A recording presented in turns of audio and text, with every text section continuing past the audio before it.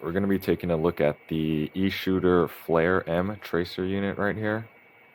I got this one a few months ago, and it's my first tracer unit, and I like it a lot. It came in this box, pretty simple. It came with a USB-C charger, this aluminum barrel adapter, which is really nice. It comes with the 14mm threading for the tracer, and then the other side is 11mm counterclockwise, I think, which happened to fit my pistol, which is really nice. And I didn't have a adapter before, so I do like that it came with one.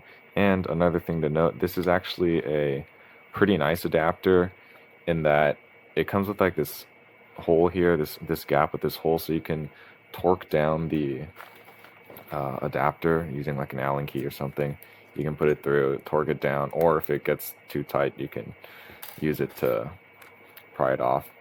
But yeah, that's a nice free adapter that comes with it. Here is the actual tracer itself. I have mine is currently on. It's a really small tracer unit and really lightweight. Perfect for compact guns like pistols or SMGs. I really don't notice the weight on the gun at all. Super light. And even though it's so light, it still has fairly nice build quality.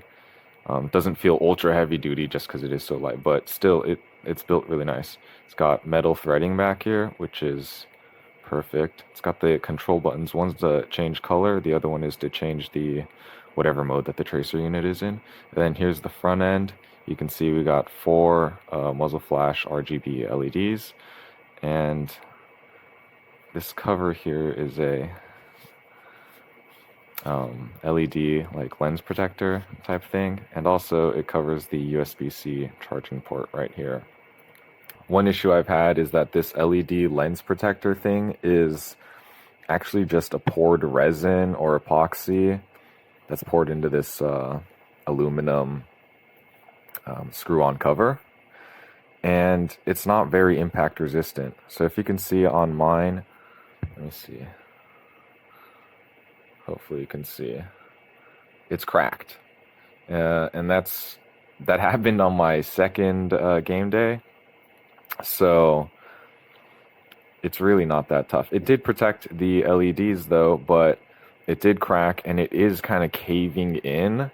And so when I screw this on, that resin bit actually, as it tightens down, it rubs and like bumps over these LEDs. So it's really starting to become a bit of an issue. Not a huge issue, but it is a bit of an issue. And I am worried that if it does get shot again, that this whole thing will, I don't know, like push in the LED and break one or something. Sorry, my camera died, but what I was saying was that you could probably replace this if you punch this all out and then maybe flow your own. I got some epoxy here, but if you flow your own epoxy back into there and let it dry, maybe you could fix it. But yeah, just something to note, it really isn't that strong. It did do its job at least once, but yeah, I imagine this will happen again, and hopefully it doesn't break any of the LEDs.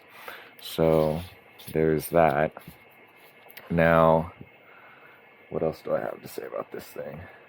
This thing has motion detection, or it's motion activated. So once you turn it on, it'll time out after a certain amount of time, but when it detects motion, it'll turn back on. So this thing has actually been on standby for probably a few weeks now, and you can see it's still on and it'll still function. So it's very efficient. Battery life is fantastic. The muzzle flash is really cool. Like I said before, this is RGB, and so let's see. Whoa. That's some sort of white flashing. There's red, orange, yellow, green, blue, purple, pink, I think. I don't know what that was. Oh, that was a green. There's like a Bifrost mode, or I don't think they call it Bifrost mode. They might call it rainbow mode or something, but it's very similar to the Acetech Bifrost. The muzzle flash is very cool. The tracer function is Slightly dimmer than other tracer units that I've used before and I've seen. It's not a huge issue, but when you compare them side by side, you will notice it's a little bit dimmer. This thing I got for $45 on sale, which is an insane price. At $45, this is, I think, an absolute no-brainer. Really great product for that price, but that was just because I got it on sale. I think typically it's 70 to 80, so it's only marginally cheaper than something like the Acetech Bifrost. And when you compare it to that, I think it's like $5 cheaper than the Bifrost. I would probably go with the Bifrost. But if you can find this on sale, this is like a slightly more budget version of the Bifrost unit. I think it has just about all of the same features. It's just that I would say the only major difference would be that the brightness is a little bit dimmer for the tracer unit, I mean. So let's check out the different modes here. So we're on red mode right now. It says blinking red. That means that it is on muzzle flash only mode. So let's see if we can test that. Yeah, you can see just the muzzle flash. We'll go to green mode. That is muzzle flash and tracer. So if you can tell, hopefully you can see that. There's the tracer UV LED is going off on the inside, and then the muzzle flash going off. Blue is tracer only. See, just the UV. And then the double reds means it's off. So yeah, nothing should happen. There we go. Pretty nice. I think that's about all I have to say about this tracer. It's pretty good. I like it. I got it at a great price, so I use it quite often. And really, the only con that I have with it, or the only, I guess there's two things to note. It's just this BB protection for the LEDs isn't the best, and that the tracer is, compared to some higher end tracer units, and even actually compared to the T238 Storm, which is actually a very budget tracer unit, the tracer BBs glow a slight bit dimmer using this tracer unit. So other than that, I think it's complete. It's totally usable.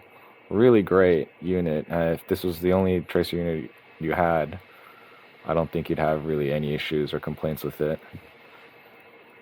So yeah, I can recommend the Flare M. If you find it on sale, like me, under $50 somehow, then absolutely pick it up. But yeah.